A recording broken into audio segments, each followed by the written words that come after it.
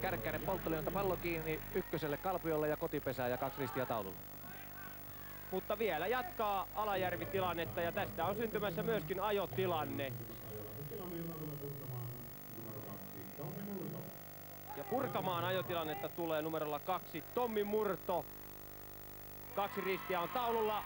Murto pamauttaa ja Peltomäki ottaa kotiin miehen ja se menee tuosta polttolinjan yli. Ja nyt on hiukan epäselvää, mikä tässä on oikein tilanne. Voi voi.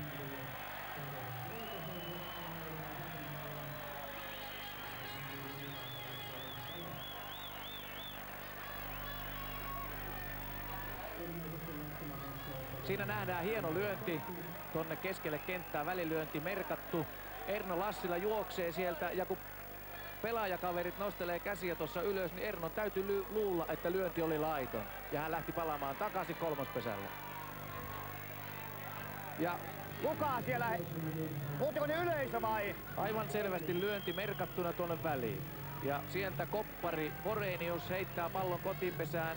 Erno Lassila kääntyy siitä, koska pelaajakaverit näyttelee käsiään siltä merkiksi, että se oli varma juoksu. Hän luuli, että lyönti oli laiton ja palasi takaisin. Ja pallon kotipesään ja vuorovaihto. Erno lyö liinat kiinni kesken juoksun ja pallo kotipesään ja siitä tulee palo. Ja tämä niin kuin kuvasta näkyy, ei tyydytä tietenkään pelijohtaja Pekka Peltomäkeä, joka on kaikkea muuta kuin hyvätuulisen näköinen.